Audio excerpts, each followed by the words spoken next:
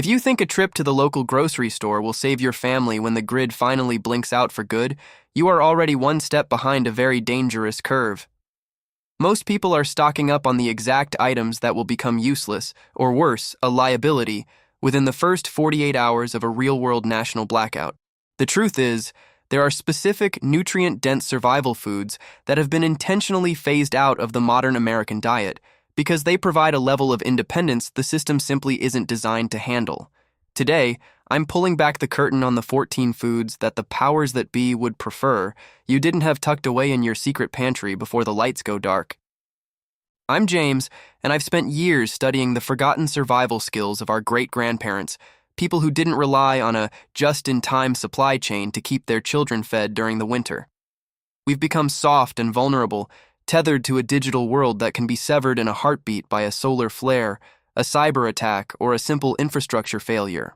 In this video, I'm going to show you exactly what to buy, and more importantly, why the most common items on your shopping list are actually a trap. We're going back to the basics of American resilience, moving beyond the superficial prepping trends to find the real fuel that kept the pioneers and the greatest generation alive. Before we dive into the first item on our list, I want to ask you to hit that like button and subscribe to this channel if you value the kind of self-reliance that doesn't come from a smartphone. Joining this community means you're choosing to be a protector rather than a victim when the inevitable happens, and your support helps us keep this vital information flowing to those who need it most. Please remember that while the techniques and foods we discuss are rooted in deep historical success, this content is intended for educational and entertainment purposes. You are responsible for your own safety and the proper storage of your supplies, so use your common sense as we explore these ancestral secrets. The silence of a blackout is deafening, and that is not the time to realize that your survival stash is full of high-sodium junk that requires gallons of precious water to prepare. Our ancestors knew better. They prioritized calorie density, shelf stability without refrigeration, and the ability to stay mobile if a situation turned south. Most of the foods we will cover today were staples of the U.S. Army in its toughest eras, or were the backbone of rural American life before the convenience of the supermarket era. These are the hidden calories that don't expire in a year and don't require a microwave to become edible when the world outside your window turns cold and dark. We live in a world of refrigerated illusion, where we assume that as long as the hum of the fridge continues, our food is safe and our lives are stable. But history shows us that the thin veneer of civilization is held together by a power cord, and once that cord is cut, the countdown to chaos begins almost immediately. During the Great Depression and the World Wars, Americans didn't have the luxury of best buy dates or climate-controlled warehouses. They had to rely on the lost superfoods that could survive a trek across the plains.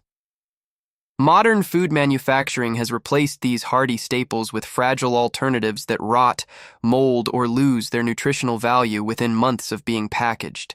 The conflict here is simple but deadly. The government and big food corporations profit from your dependency, favoring disposable nutrition that keeps you coming back to the store every single week. If you possess the knowledge to store 3 years' worth of life-sustaining calories in a closet, you are no longer a consumer. You are a sovereign individual. This is why you won't see these items promoted on the news or in mainstream health guides. They are too efficient, too durable, and too liberating for a society built on constant consumption. When the blackout hits, those who followed the recommended guidelines will be standing in FEMA lines, while the prepared will be eating like kings in the shadows. To transform your current situation from vulnerable to fortified, you must begin by replacing your deadweight pantry items with the 14 specific foods we are identifying today.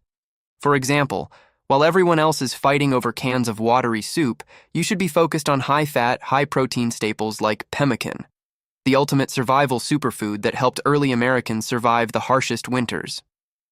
By shifting your mindset from short-term convenience to long-term survival, you are building a bridge back to the skills that made this country great. Each item you add to your stockpile is a brick in a wall of security that no blackout can penetrate. It's at this very moment when you realize just how fragile your current setup is that the weight of responsibility starts to feel heavy, but you don't have to figure this out alone. If you want the exact blueprints, the forgotten recipes of the U.S. Army, and the secrets to 126 superfoods that stay fresh for decades without a single watt of electricity, you need to look at the lost superfoods. This guide is the missing link between modern fear and ancestral confidence, providing you with the literal miracle foods that kept our soldiers and pioneers standing when everything else failed. It is the ultimate insurance policy for your family's survival, ensuring that no matter what happens to the grid, your table remains full. As we move through the list, you'll notice a pattern. The most effective survival foods are often the ones that have been the most forgotten by the modern world. Take, for instance, the hardtack, or pilot bread, a simple flour and water biscuit that saw sailors and soldiers through years of travel without spoiling. Most people today would see it as a relic of the past, but in a blackout, it is worth its weight in gold because it provides the dense carbohydrates needed for physical labor. We'll also look at why refined oils are a mistake and why lard and tallow are the true kings of the survival kitchen, offering a level of caloric density that a bottle of vegetable oil can never match. We've covered a lot of ground today, from the danger of modern dependency to the 14 specific foods that can turn your home into a fortress of self-reliance. Remember, the goal isn't just to survive, it's to maintain your dignity and your health when the systems around you are crumbling. The powers that be might prefer a population that is easy to manage and dependent on a central supply, but by reclaiming these ancestral skills, you are choosing a different path.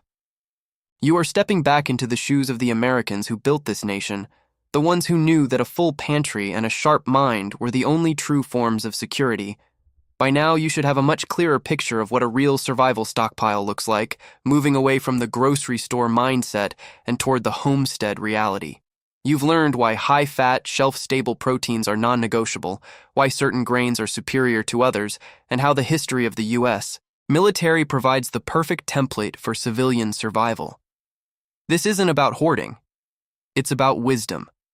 It's about knowing that when the lights go out for the last time, you have the forgotten food miracle at your fingertips to ensure your children don't go a single night with an empty stomach.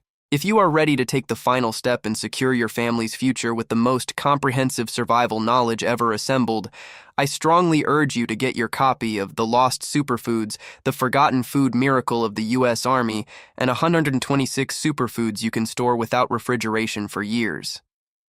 This isn't just a book. It's a manual for a new way of life that protects you from the failures of the old one.